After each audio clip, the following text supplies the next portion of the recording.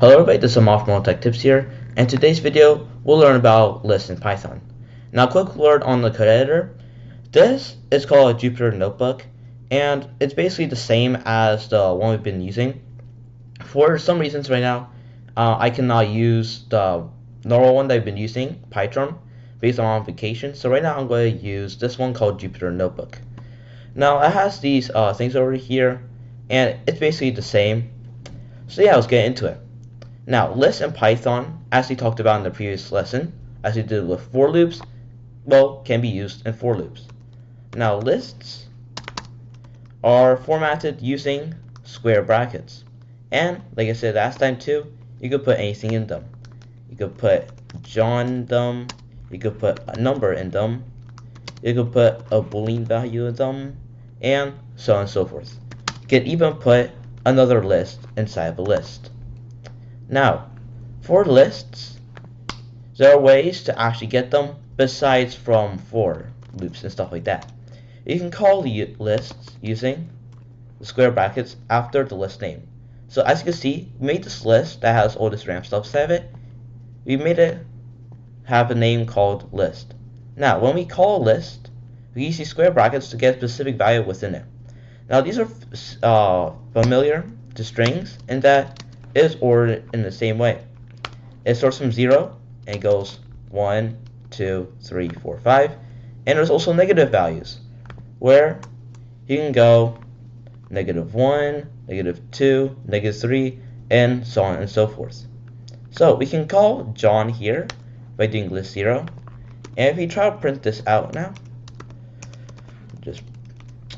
I just print this out.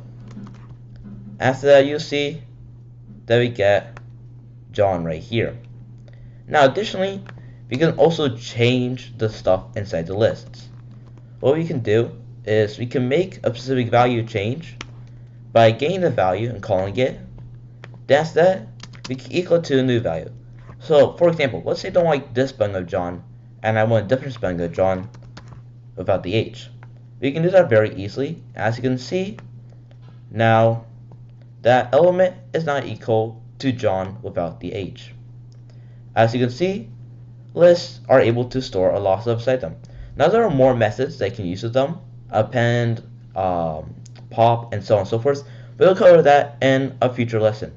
As you can see, you can call lists, you can put different values inside lists, and you can obviously print them out too.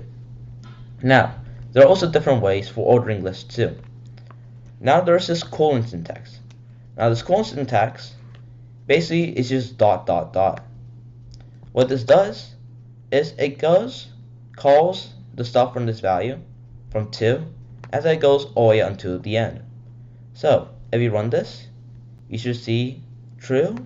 As that, you also see the 6 and 7 in the list bracket over here. As you can see, this because it started from 2. As that, it went from this true statement all the way until the end.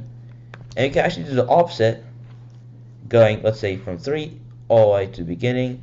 As you can see, it went from the third value. After that, it went 4, 5, 6, and after that, John. After that, you can also do end value 2. So you can only have the elements 2 and 3, but that'll only print out true over here, as you can see. Now, as you can see, yeah, that. And as you can see too, if you just put the colon here, it literally just copies the entire list, as there's no endpoint or start point, so Python just assumes to copy the entire list. Now I have a challenge for you. I'm going to give you a list, or say, for example, a list of numbers. 10, 5, 6, 8, as that 134, as that 0.4. As that, I want you to find the largest value from this list. Now I'm going to give you a hint. Make sure to keep in mind that there is a float number right here. So you take this into account. And also make sure to use for loops to iterate through the items in this list. I'll come back to you when you guys finish that. Now, in order to solve this problem, what I did was I first made a variable called max. This is going to be my biggest number. I'm going to set it to 0 for now, since I do not know what the biggest number it will be. Next, I made a for loop that went through this list in order to find a number. And for every time it goes through this list, I will compare it to the max. If it's higher than the max, I'll make that the new max. And if it's not, then I'll just discard it. So, for every single number inside of this list, then after that, I'll compare the number. If number is greater than the max, that's that you'll make max that number. After that, after it iterates through this and compares each one, we should get our max here if we just print out max right here. Now as you can see, the biggest number right here by far is 134, so we should see that. Now as we run this, we see that indeed we do get 134.